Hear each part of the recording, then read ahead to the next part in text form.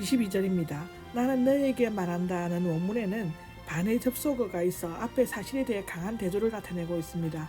이 구절은 이하 5번이나 반복되고 있는데요.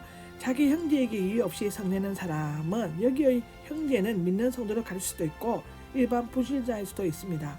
누가복음 10장 29절에서 31절에 나오는데요. 또는 유대인뿐만 아니라 일반적으로 이웃을 총칭한다고 볼 수 있습니다. 노하는 이란 말은 일시적으로 흥분하는 것과는 달리 뿌리가 있는 정착된 분노이며 언제까지도 기억하고 잊어버리지 않는 노입니다. 쓸데없는 자는 엄밀한 의미에서 번역이 거의 불가능한데요.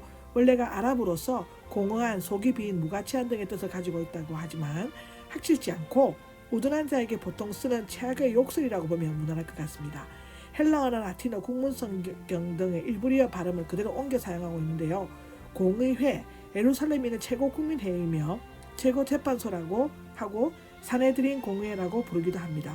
어리석은 바보라고 말하는 자는 아마도 히브리어 모레, 즉 하나님이나 부모님께 반역한 민수기 20장 24절, 신명기 21장 18절에 나옵니다.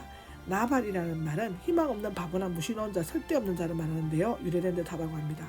그러므로 미련한 이나 영적 또는 신적인 것을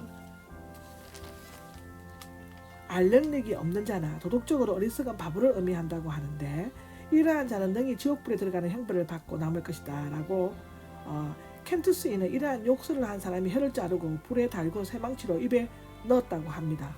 끔찍하네요. 불붙는 지옥에도 던져질 것이다 라고 지옥이란 원래 흰놈의 골짜기란 뜻인데 흰놈 골짜기는 예루살렘 동쪽에 위치해 있고 오른쪽에는 기드론 시내가 있다고 기록하고 있는데요.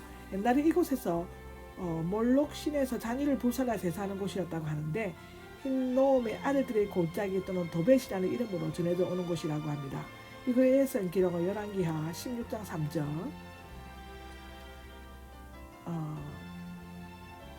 역대하 28장 3절에 기록되어져 있습니다. 23절에 애물이 나오는데요. 양이나 비둘기와 같은 번제에 애물을 드리는 일은 화목을 위한 것이라면 그 평안스러움이 있어야 하는 마음 바탕에 다툼과 시기가 원망이 들끓는다면 우리 하나님이 그 예물을 축복할 리가 없습니다. 서기관이나 바리새인들은 단지 형식적인 예배만을 강조하고 모든 문제는 예물을 드리는 행위에 의해서 해결된다고 믿었습니다. 예물은 사제를 위해 드리는 것이지만 하나님은 더러운 피 묻은 제사를 원치 않으십니다. 이사야 1장 10절에서 20절에 기록되어져 있습니다. 드리려고 하다는 원문에는 만일이라는 조건사가 있어서 하나의 가정된 사건을 제시하지만 이러한 용법은 실제 생활에서 빈번히 일어날 가능성이 있는 것을 암시할 수 있습니다. 또한 드리다는 현재 시상으로 돌려난 기억을 표시하는 부정과 거인, 기억하다 생각하다와는 달리 가져오는 중에 있다는 뜻입니다. 어떤 불만을 품고 있다는 것인데요. 아직 다툼이 일어나지는 않았지만 내 형제가 옳든지 그르든지 간에 너에 대하여 불평할 이유를 가지고 있는 일이라고 기록하고 있습니다. 24절입니다. 제단이 있는데요. 예물을 제단에 드릴 때는 그 마음이 가장 진실되어 평소에 생각나지 않는 죄까지도 생각나게 되는 것이라고 하는데 하야하고는 제2부정가고 수동태 명령법으로서 자발적으로 화목하다는 뜻입니다. 이 단어는 헬라어 성경에서 여기서만 나오는데 합성 동사이며 이 동사는 없는 개념인 서로 적대하다가 서로 양보하는 것을 나타낸다고 하는데요. 이 방법은 범죄의 원인의 결과로 이어지기 전에 미리 해결해야 할 수 있는 최선의 방법이라고 기록하고 있습니다. 25절은 길에 있을 때 서둘러, 길은 장소, 서둘러는 시간의 문제인데요. 이거 역시 때의 긴박성과 절호의 기회를 잊지 말라는 것을 일깨우는 말인 것 같습니다. 이 구절은 재판소로 가는 도중에 또는 도달하기 바로 전에 영적으로는 너의 양심의 소리를 듣고 양심과 먼저 화목하라는 뜻으로 번역할 수 있습니다. 타협하라는 서로 친근하라, 기쁘게 하라, 상대방에게 호의를 가지라는 뜻을 가진 현재의 우설적 명령법 원래 친근을 나타내는 데에서 유래되었으며 현재의 시상이므로 계속적으로 그리하라는 의미를 담고 있다고 합니다. 화목하는 것이 근본적인 마음에 대한 원칙이라면 타협하는 것은 실제적인 경우에 대한 원칙이라고 말할 수 있습니다. 26절의 마지막 한 푼은 마지막 고틀란트는 로마 동전 중에서 가장 적은 화폐 단위라고 하고요. 누가복음 12장 59절의 마지막 한 푼, 즉 렙토는 유대 화폐로서 그 가치가 고드란트의 절반이다 라고 기록하고 있습니다.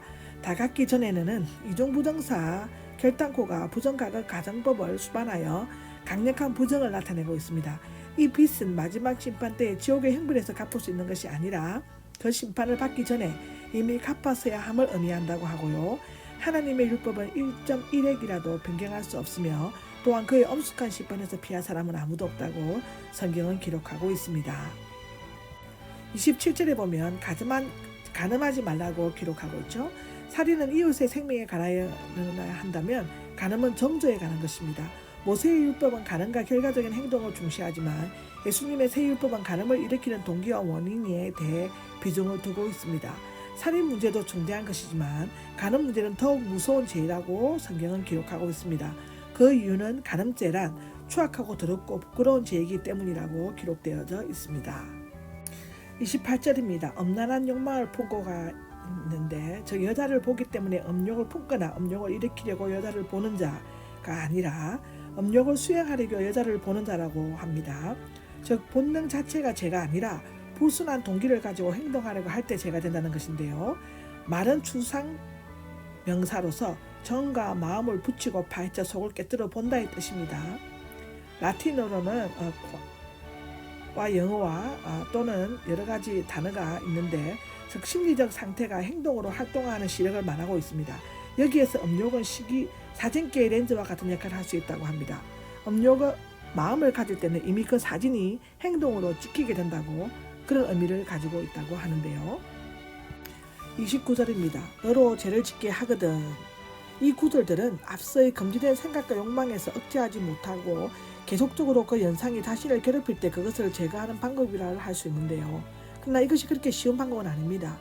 여기에는 오른쪽 눈을 빼고 오른손을 자르는 결단이 요구됩니다. 그것도 저것도가 아니라 이것이냐 저것이냐의 실존적인 양자택일이 필요합니다. 죄를 미워하여 끊어버리기를 눈을 빼어버리듯 손을 찍어내리듯 결단성을 가지고 실행하라는 뜻인데요. 특별히 눈과 손을 예로 든 것은 앞에 살인과 간음에 대한 언급을 했기 때문인 줄로 아는데 이 두 가지 범죄는 눈과 손으로 이루어진다 해도 가언이 아닐 것입니다. 죄를 짓게 하는 것이란 바로 이 장애물인데 덫으로 미끼리를 의미합니다. 이러한 단어들은 인간 파멸의 원인을 의미하고요. 스칸달란 즉 장애물은 사람을 걸려 넘어지게 하고 자신을 죽음으로 인도하는 것이며 인간을 유혹하여 파멸로 끌어가는 것이다. 사람은 누구나 쉽게 자신을 넘어뜨릴 수 있는 장애물을 가지고 있다고 합니다. 옳은이란 의롭고 정당함을 의미합니다. 그리고 오른손은 힘의 상징이었습니다. 주의 오른손의 권능으로 영광을 나타내고 원수를 쳐부순다고 했다고 출애굽기 15장 6절에 기록하고 있죠. 이것은 그렇게 중요하고 힘있는 것이라 할지라도 범죄하거든 지체 없이 자르는 용기를 가지라는 것이라고 골로새서 3장 5절은 이야기하고 있습니다. 지호 겐헤나 즉 흰놈의 골짜기를 의미하고 있는데 앞서도 말했거니와 이 골짜기는 영원한 심판의 표상이며 죄를 지으면서도 그것을 가슴을 도려내는 것 같이 뼈아픈 눈물의 해결을 하지 않는 강박한 자들, 백체를 모두 소유한 자를 위하여 맹렬히 불타고 있는 것입니다.